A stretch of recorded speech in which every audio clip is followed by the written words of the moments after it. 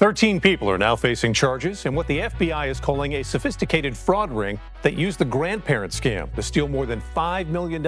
America, we just uncovered one of the most disgusting criminal operations you've ever heard of. A sophisticated Dominican Republic call center was running daily scoreboard tracking how much money they stole from American grandparents, celebrating when they hit $189,000 in a single theft. These foreign criminals targeted 400 plus elderly Americans with an average age of 84 years old, stealing over $5 million by pretending to be their grandchildren in jail. But here's what's really sick. They kept corporate-style performance metrics, measuring how much each scammer destroyed the person's life every single day.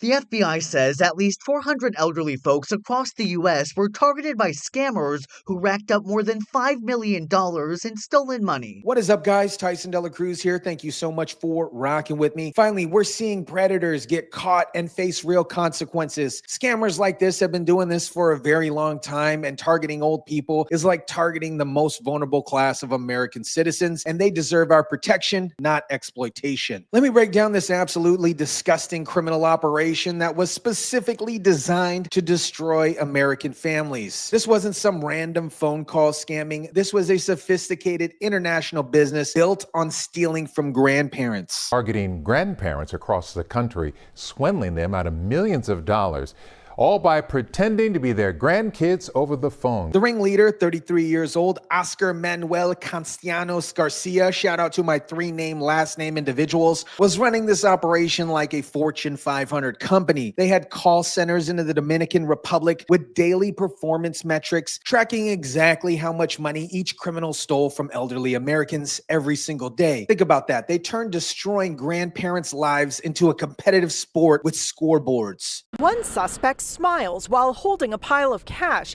The ringleader seen here relaxing in a pool on a boat. These weren't just random calls either. They specifically recruited English speakers with no accents so you could fool any American victim. They had a 3-stage closing system just like any call center would. Openers who impersonate their grandchildren, closers who would pretend to be attorneys, and runners who would collect the cash in person across multiple states. The FBI says call center employees allegedly kept track of the amount of money obtained through the scam each day. FBI Special Agent in Charge Ted Docks says the damage done here was significant. The level of organization makes this so infuriating. They had scripts, they had training programs, they had money laundering networks, and international coordination. These scams have been targeting vulnerable elderly Americans for years, and we're finally seeing serious federal prosecution that matches the sophistication of these criminal enterprises. Now let me talk about the sick psychological warfare these criminals used against our elderly citizens. They didn't just ask for money, they weaponized grandparents' love for their family. Prosecutors say the scam was run out of this call center in the Dominican Republic. They say callers would read from these scripts, pretending to be a grandchild who was arrested or in an accident. Their favorite script was claiming the grandchild got arrested for drunk driving after leaving a funeral, crashed into a car, then ran a red light and needed bail money immediately. They specifically chose emotional scenarios that would make grandparents feel panic and act without thinking. Court records show an elderly man in Conroe lost more than $12,000 after a caller, pretending to be his grandson, said they got in a car accident. Another elderly man from Conroe lost a similar amount of money. This wasn't your typical, hello, this is your Venmo. Somebody is trying to access your Venmo account. But here's the most evil part. They told the victims to keep quiet to avoid embarrassment so they wouldn't check with other family members. They isolated these elderly Americans from their support systems, then promised to pay back the money after getting out of jail to make victims feel secure about sending their life savings.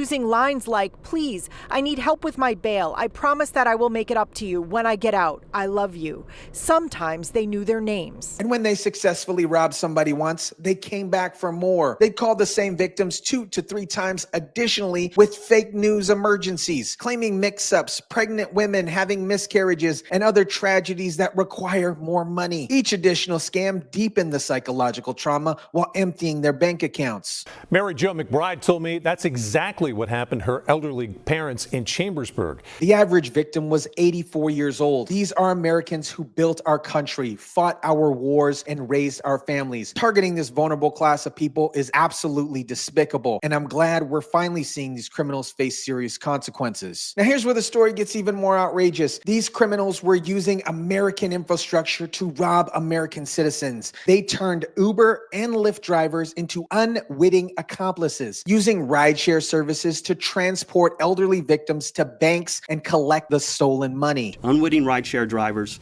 were sent directly to victims' homes to pick up victims, bring them to the bank to withdraw funds. Picture this, your 84-year-old grandmother gets a panicked call from somebody claiming to be their grandson in jail. Hello, this is your grandson. Hello, grandma, this is your grandson. I'm in prison. I need your help. She's so upset, she calls an Uber to take her to her bank to withdraw her life savings. The Uber driver has no idea they're participating in elderly abuse. They think they're just giving a ride to somebody who needs to go to the bank. A car then arrived to take them to the bank to make withdrawals totaling $18,000 to supposedly bail out their grandson. The same Uber driver picks up the cash and delivers it to criminal runners, still not knowing that they're part of an international money laundering operation. These criminals were so brazen that they had photos of themselves celebrating massive thefts, including one conspirator posing with $189,000 in stolen money alongside a New York accomplice. Federal prosecutors say this call center in the Dominican Republic is where suspects tricked hundreds of seniors into giving away their life savings. The money was then laundered back to the Dominican Republic to fund the ringleader's luxury lifestyle. Constantinos Garcia was buying boats and living like a king off of stolen money from American grandparents who were too ashamed to tell their families what happened. Uber's security team tipped off the feds to the scam. The fact that even Uber drivers started reporting suspicious activity shows how obvious these criminal operations have become. When rideshare drivers are calling the FBI because they're seeing too many elderly people being transported to banks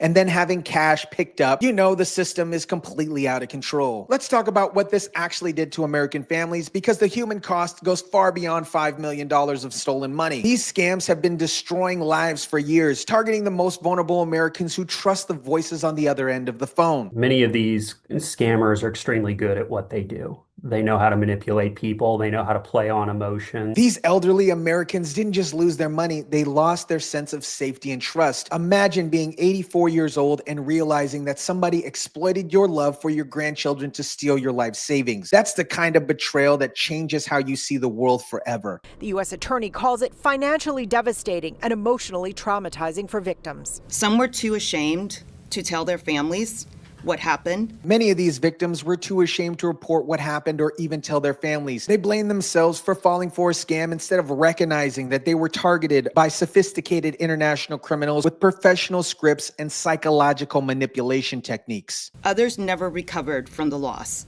The stories are truly heartbreaking. It's not just financially, but emotionally. Prosecutors described the stories as heartbreaking, and even law enforcement officials were moved by the suffering these criminals have caused. More than 400 seniors, most of whom are from Massachusetts, were scammed out of a combined $5 million.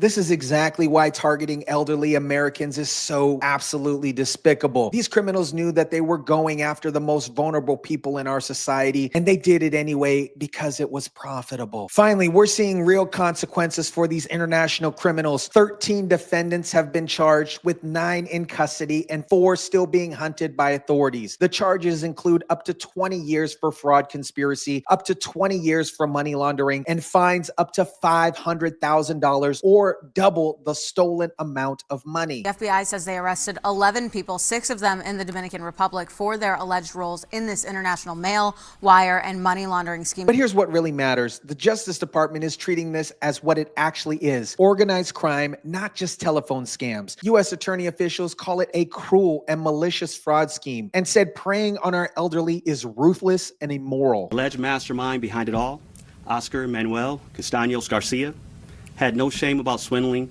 these seniors, calling prospective new targets in New Hampshire and Maine, quote, fresh meat. The message from federal prosecutors is clear. We've had enough. We will find you. This is the kind of aggressive prosecution we need when foreign criminals target vulnerable Americans. Elderly fraud has evolved into corporate-style criminal enterprises, and our response needs to match that reality. The FBI is working with Dominican authorities for arrests and extraditions, showing that international cooperation can work when we have leadership that prioritizes protecting American citizens. Finally, these predators are facing real consequences for targeting the most vulnerable citizens. America, this story shows exactly why we need continued vigilance to protect our elderly citizens from these sophisticated criminal operations. These scams have been going on for far too long, and I'm glad we're finally seeing some serious federal prosecution to match the scale of these crimes. The Dominican call center operation proves that elderly fraud isn't just individual criminals making random calls. It's organized international crime with corporate-style operation designed to target the most vulnerable Americans. The $5 million